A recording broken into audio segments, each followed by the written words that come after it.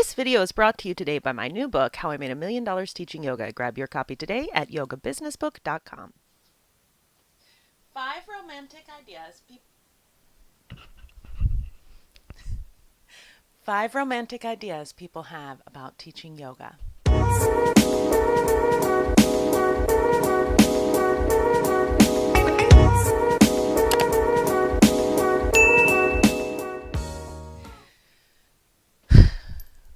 Welcome everyone. It has been a while since I've done a really good video like this where I just talk to you about being a yoga teacher and yoga certification. I have had an incredible year. It has been very trying, to say the least, full of a lot of ups and downs, mostly downs, and I really didn't spend a lot of time on my YouTube channel. And I'm sorry that I haven't been around, but I'm grateful that you're here and I'm glad to be back. So let's get to the topic today. So we're going to talk about 5 romantic ideas that people have about teaching yoga. Number 1, I'm going to be able to quit my job. No, friend. You probably won't be able to quit your job. The reality is that most people who teach yoga on the side.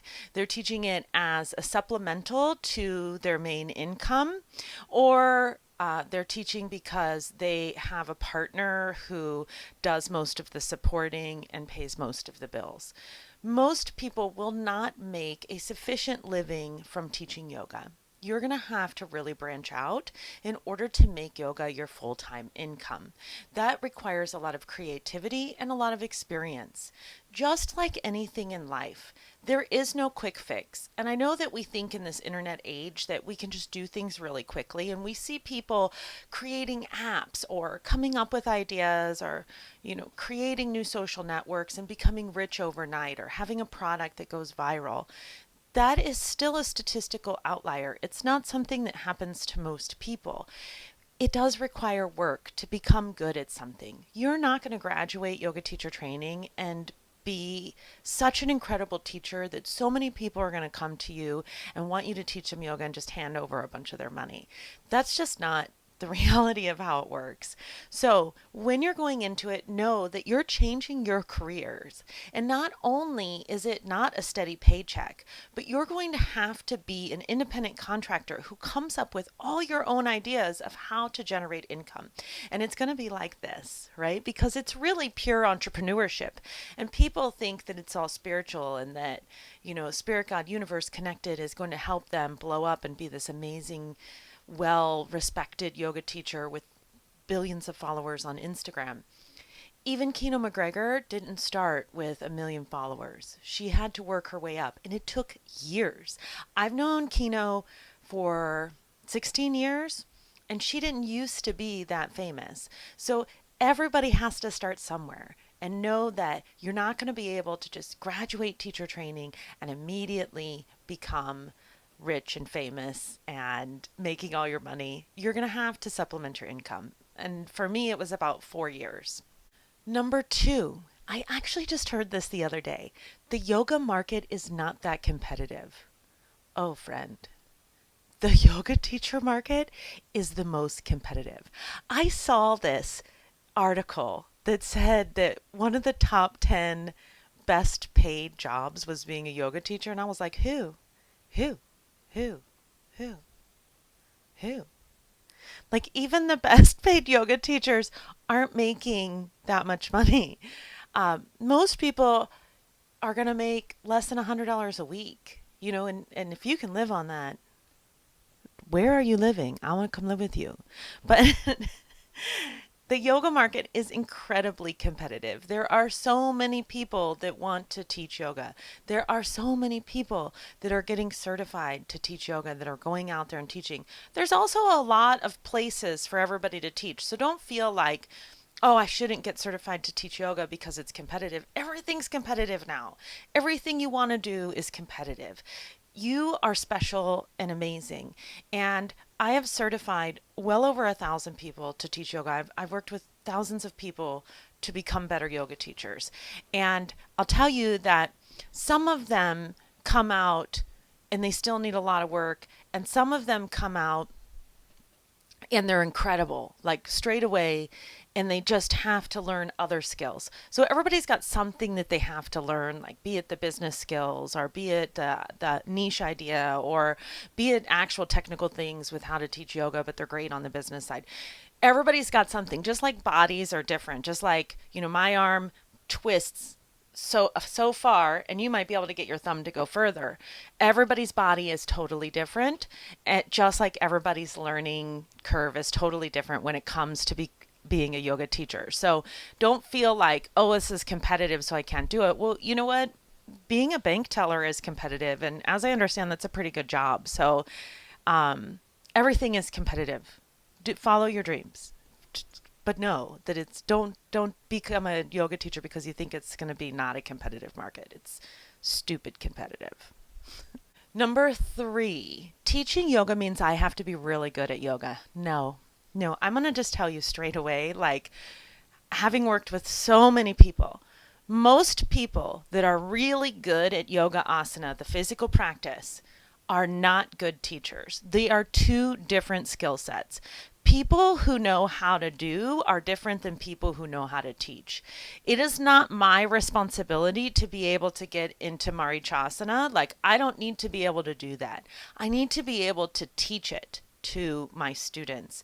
And a lot of people who have really great practices, what happens is they want everyone else to be able to do what they can do. And I had someone say to me really early on in when I first started teaching yoga teacher training, I think actually it was my first yoga teacher training, someone graduated and she was like, nobody in class can do the sequence that I made. Nobody can do it. Like, and I was like, well, they're not gonna be able to do that.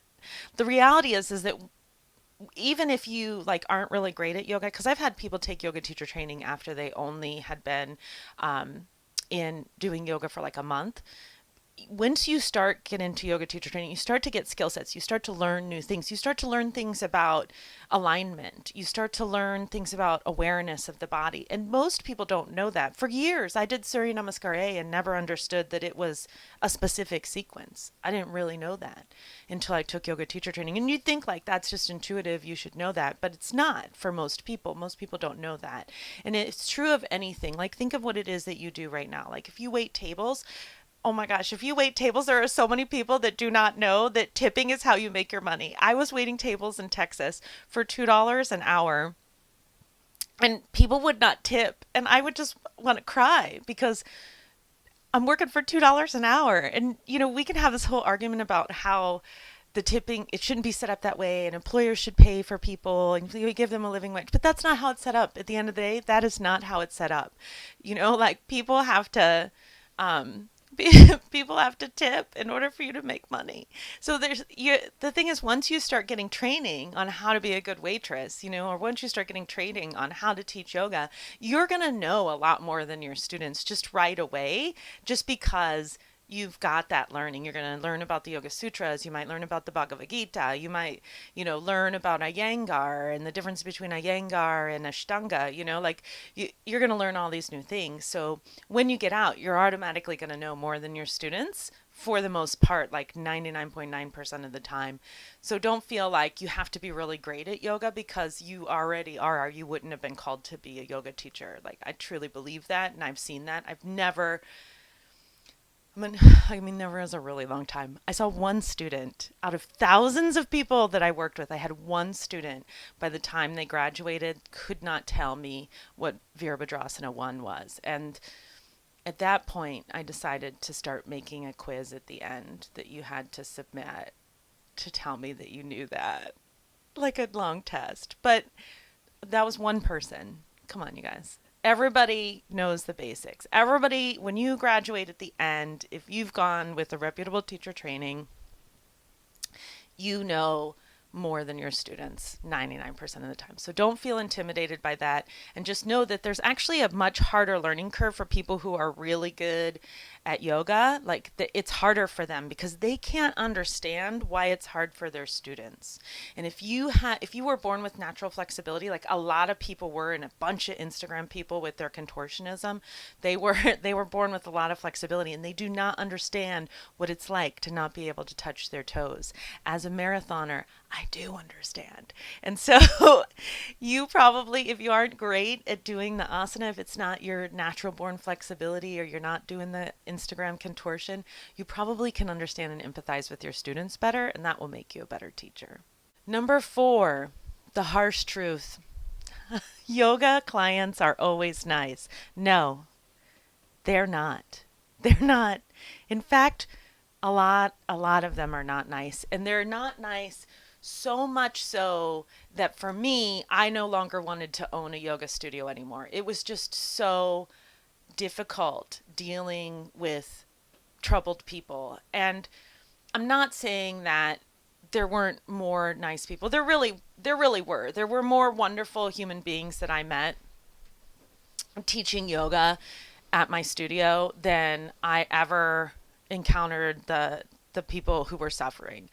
But the suffering people, the people who have experienced trauma in their life, or they're expecting yoga to be something that it's not, or expecting you to be something that you're not, those people are loud and they are difficult, and we are not prepared for them. There is no section in yoga teacher training, and I think that there should be. Um, there is no section that talks about dealing with people who have experienced trauma and how to correctly mirror and how to correctly help these people get help.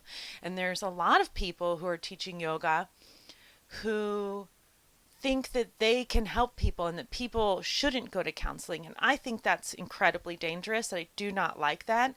I once partnered with someone on a big project that felt that way. She felt like she could heal people from their ailments through the practice of yoga and not through professional talk therapy. And she wasn't even healed herself. And there were a lot of boundary issues and problems with the clients. And so I had to end that relationship because it's really important that you don't, as a yoga teacher, that we don't over tout our abilities. You know, I actually am trained to counsel people. One of my first jobs was working with people who had schizophrenia, bipolar, and personality disorder, and helping them transition from work being in a hospital to being in a home, in their own home, and living independently. But I still don't see myself as an expert in that, and I listen. I never give advice, and I suggest resources. And so I have partnered with a lot of therapists, and I give out their phone number. And if you need one, send me a message, and I'll connect you with an incredible therapist that I know who actually took my yoga teacher training. So there's going to be really difficult clients, and it's just going to be as stressful. I mean, they're maybe not as stressful. Teaching yoga is definitely on the higher end of wonderfulness compared to my corporate job, where I managed like 22 stores and thousands of people for a retail company. But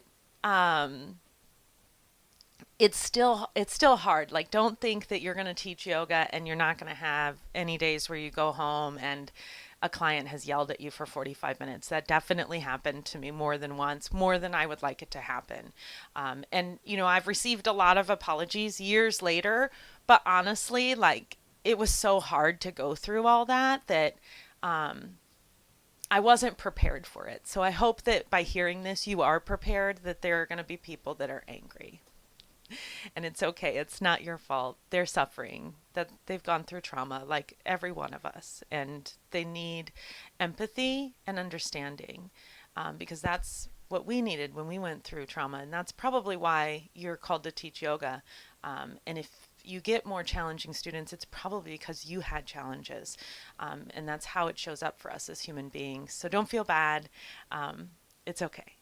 Number 5, the final romantic myth that people have about teaching yoga is that teaching yoga will make me happy.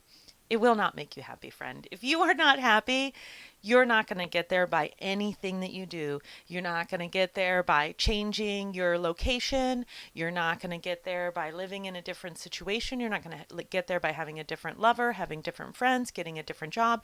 None of those things are going to work. Happiness comes from here. And if you can't find it in here to bring it to here, you're going to struggle your whole life. And it doesn't matter. Teaching yoga isn't going to bring you some special enlightenment. You've got to allow it and know that it is a daily practice. You got to wake up every morning and make a commitment to happiness. Thank you so much for watching today. I appreciate you and I'm grateful that you're here and I'm grateful for your time.